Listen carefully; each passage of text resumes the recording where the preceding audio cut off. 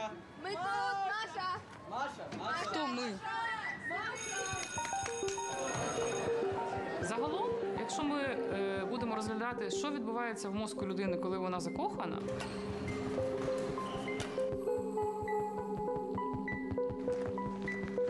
Привіт. Привіт, Маш. Бачу. Так, Не бачу. далі не бачу.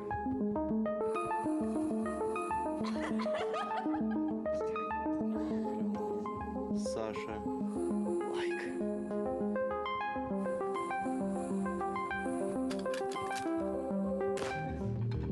Я взагалі не знаю, що гірше. Коли тобі ніхто не подобається чи подобається, але без відповіді. Ну, друге точно гірше.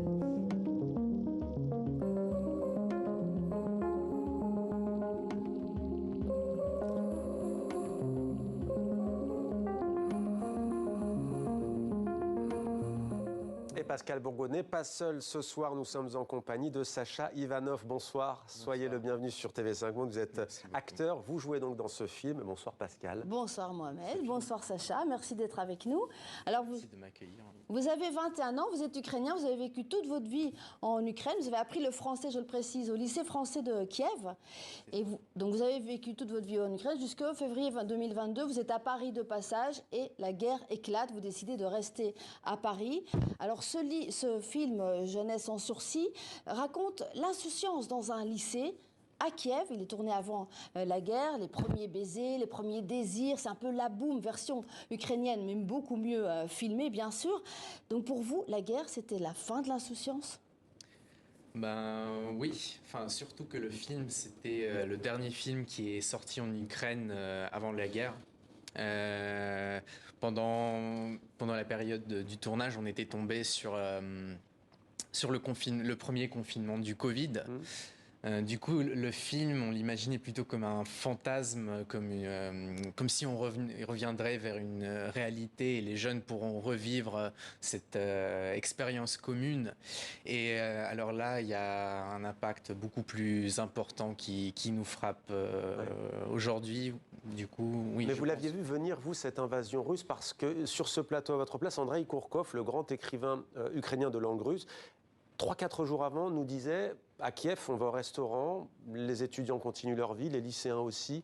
Vous l'avez vu venir, cette invasion ? L'angoisse se sentait dans l'air, mais personne n'y croyait vraiment. Donc on pouvait la sentir venir, mais personne ne voulait croire. Ouais. Alors la guerre est présente dans le film, mais en filigrane. Il y a ce moment où ce jeune lycéen regarde des images de chez lui, puisqu'il est originaire du Donbass, donc il regarde le front, en fait, dans le Donbass. Et puis il y a ce cours de tir qui a lieu à l'école, où ce jeune homme est traumatisé parce qu'il a vécu la guerre. C'est un peu votre histoire, ça aussi. Oui, enfin c'est impossible d'ignorer la guerre généralement en Ukraine parce que ça fait enfin depuis 2014 il y a eu l'invasion de certains territoires, il y a eu l'annexion de la Crimée. Bon, et ça fait un moment qu'elle est présente dans notre vie et dans le cinéma aussi. Un mot sur le référendum qui a lieu pour le moment ?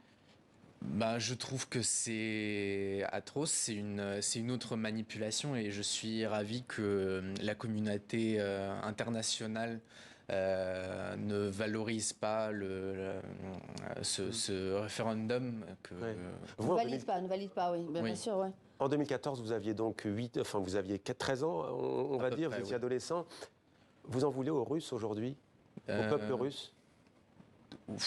Ça dépend des gens, mais généralement oui. Oui, je pense que ma famille a déménagé déjà quelques fois à cause de la guerre et je trouve qu'il n'y a pas assez de conscience, de logique, d'entraînement de fait avec les actions l'absence des actions que le peuple, pour influer sur le cours de cette guerre. Alors dans le film, à un moment donné, il y a une scène avec votre maman dans le film bien sûr, qui se demande si vous allez vous engager militairement sur le front. Est-ce que ça vous a traversé l'esprit ou est-ce que vous voulez rester sur le front de l'artistique ? Bien sûr, ça m'a traversé l'esprit, mais par contre, la guerre, c'est pas que le combat sur Physique, le front. ouais. La guerre, c'est aussi, enfin, c'est devenu une guerre totale. L'une des raisons que j'admire notre pays, c'est aussi la communication de guerre, dont moi j'essaye de faire partie, de m'engager plus artistiquement. Résistance pacifique et artistique. Pas pacifique, mais artistique. Donc, je crois plus dans le pacifisme. Par contre, il y a des manières à s'engager dans la recherche du matériel, dans les voix qui doivent parler, dans l'échange culturel.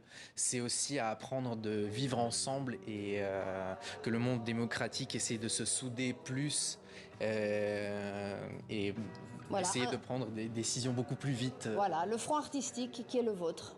Une jeunesse sans sursis. Merci beaucoup, Merci. Sacha Merci Ivanov. beaucoup. Merci, Merci Pascal, d'être là. pour cette Merci de chronique m'accueillir. culture.